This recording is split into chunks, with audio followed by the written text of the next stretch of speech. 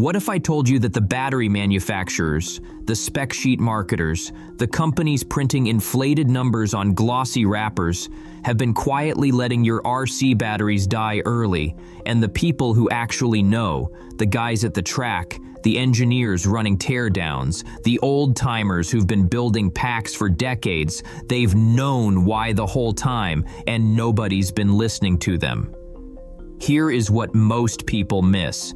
Your RC battery isn't dying because it's cheap.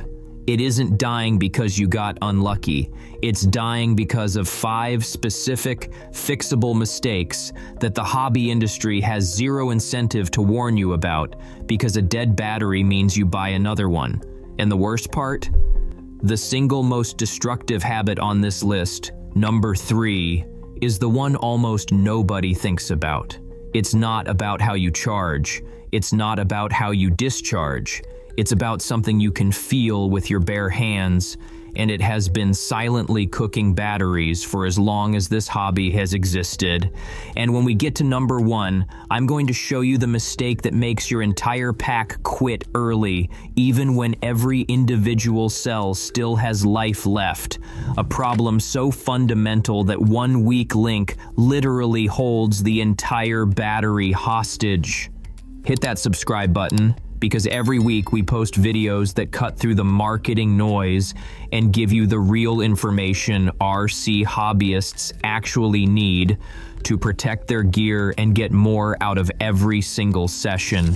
Here are 5 reasons your RC battery dies so fast, ranked from costly to absolutely catastrophic. Number 5, over-discharging. The one more lap trap that permanently scars your cells. Every RC driver, every pilot, every basher has done this. The battery is getting soft, the punch is fading, you can feel the voltage sagging, and you think, just one more run, one more lap, one more pass. That impulse, that desire to squeeze out every last second, has been destroying LiPo packs since the day hobbyists started using them. Here's the hard truth. A standard LiPo cell has a usable voltage range of 3.2 volts to 4.2 volts. Drop any single cell below 3 volts under load, and you cross into a zone of permanent, irreversible damage. Not reduced performance, not slightly shorter life. Permanent damage, the kind that doesn't show up on the label but shows up in every run after that, with weaker punch, faster sag, and cells that refuse to stay in balance. The testing backs this up. Over 200 cycles of normal use, a healthy pack drops to about 75% of its original marked capacity. That's natural aging. Push cells below 3 volts repeatedly, and that degradation timeline accelerates dramatically. You're not losing months of life, you're losing years.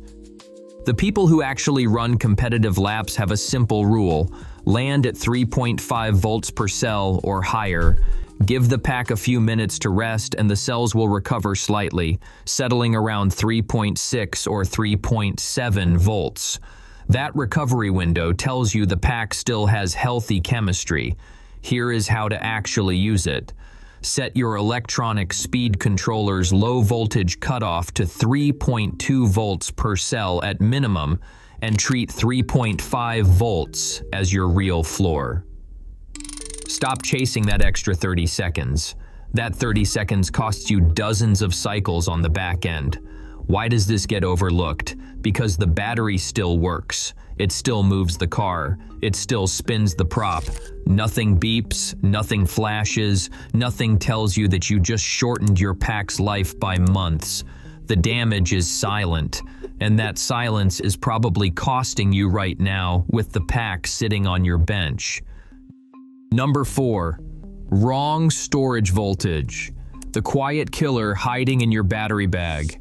This one has been robbing hobbyists of battery life for years, and most people have no idea it's happening.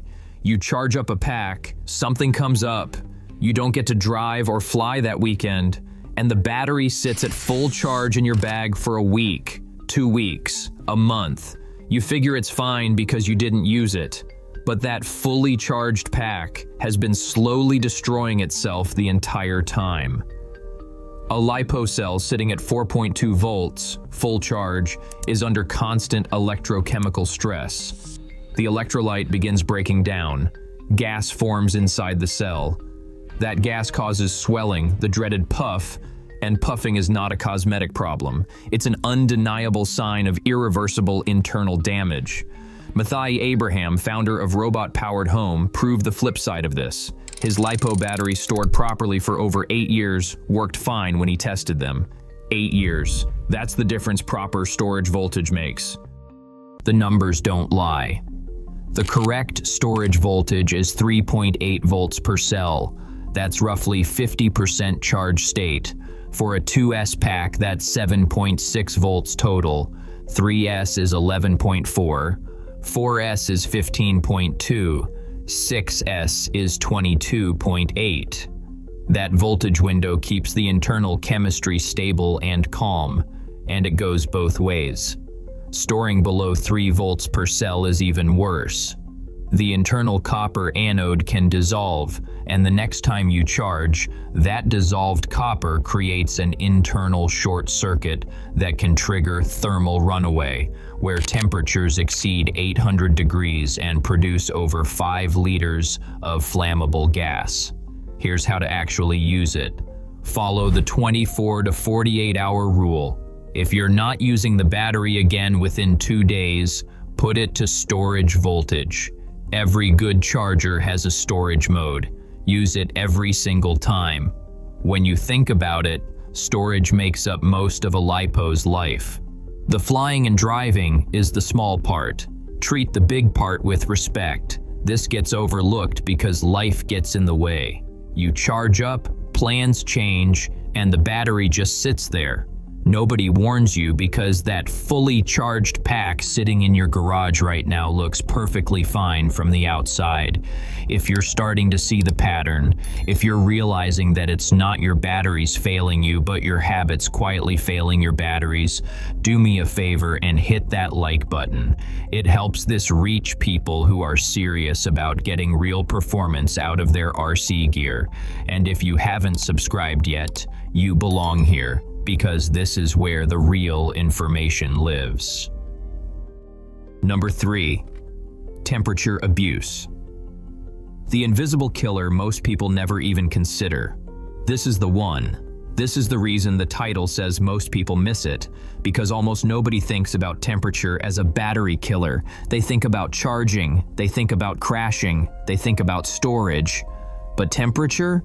It's the silent variable that has been wrecking packs across every corner of this hobby, and the damage it does is often permanent and invisible until it's too late.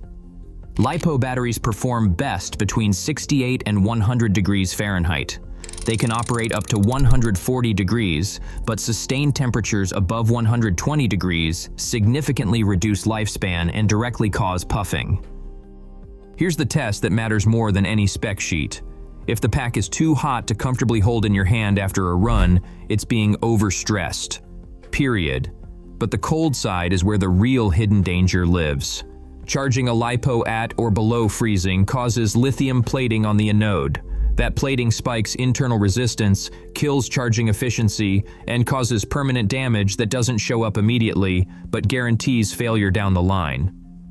An NIMH pack at 5 degrees Celsius delivers only 70% of its rated capacity. Drop below 20 degrees Fahrenheit and you'll see a dramatic collapse in operation for any chemistry. Every pro who's done this knows it. That's why competitive racers keep batteries in portable coolers with frozen water bottles, never direct ice contact until moments before use. They're not being precious. They're protecting their investment from heat damage between runs. And they never, ever charge a pack that's still hot from a session. Here's how to actually use it. Let your battery cool to room temperature before charging. In cold weather, warm the pack gently before use, keep it insulated, and never charge below freezing. In summer heat, don't leave packs in your car or in direct sun. At 40 degrees Celsius ambient, your pack's internal temperature can exceed 60 degrees during heavy use, and at that point the electrolyte is literally breaking down. This gets overlooked because you can't see temperature damage. There's no warning light, no beep. The pack just quietly ages twice as fast, and that pack you ran hard on a hot afternoon and charged right away is probably sitting in your battery bag right now, already shorter lived than you think. Number 2, Battery and setup mismatch. The C rating lie that has been costing you packs and performance. Sometimes the battery isn't weak. It's not old. It's not damaged. It's simply the wrong match for the job. And the reason most people pick the wrong battery comes down to one number that the entire industry has been inflating for years: the C rating. That number printed on the wrapper, the one that says 130C or 100C, the one you probably paid a premium for, teardowns confirm it. Extensive testing of over 28 battery packs has demonstrated that labeled C ratings show almost no correlation with real-world discharge performance. The actual measured performance of most so-called 130C packs lands closer to 30C when you calculate it from the battery's true internal resistance. That's not a small discrepancy. That's a 4-to-1 gap between what the label promises and what the chemistry delivers.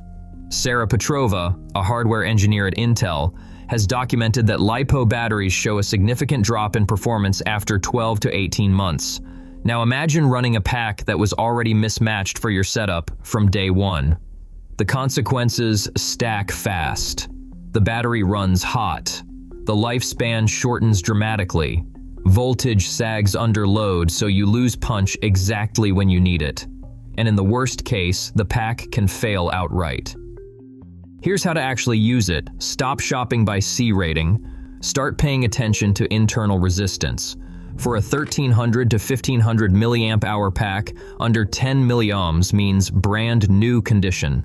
10 to 15 milliohms means good health. 15 to 20 milliohms means limited life remaining.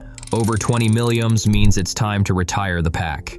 That single measurement tells you more about real performance than any marketing number ever printed on a label. This gets overlooked because the C rating is the biggest, boldest number on the package. It's designed to sell batteries, not to inform you. And the pack you bought based on that inflated label, the one probably on your charger right now, might be working harder than it should for a setup it was never truly matched to handle. Number 1. Ignoring cell imbalance. The hostage situation inside your battery pack. This is the top of the list for a reason.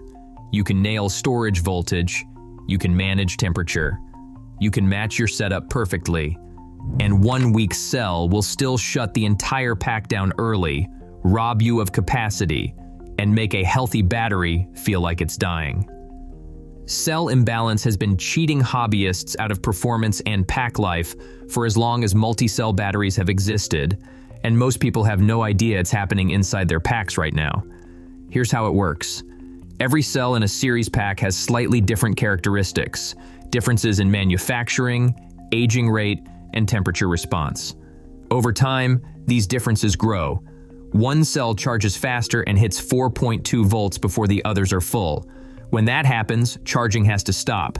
The pack registers as full, but the other cells are still short of a complete charge. You take off with a pack that the charger says is topped off, but you're already starting with less usable capacity than you paid for. The flip side is worse.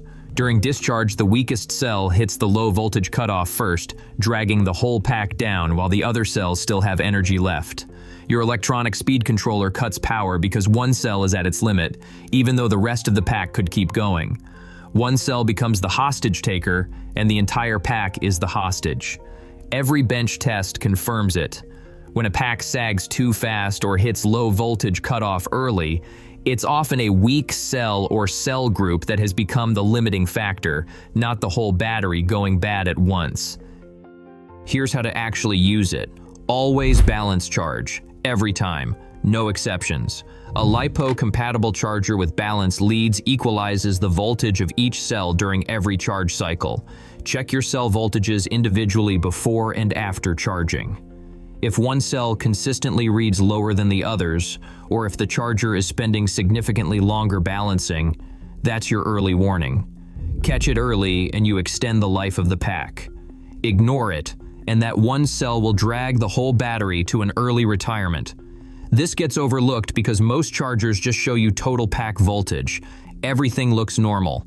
4.2 volts times 4 cells, 16.8 volts, done.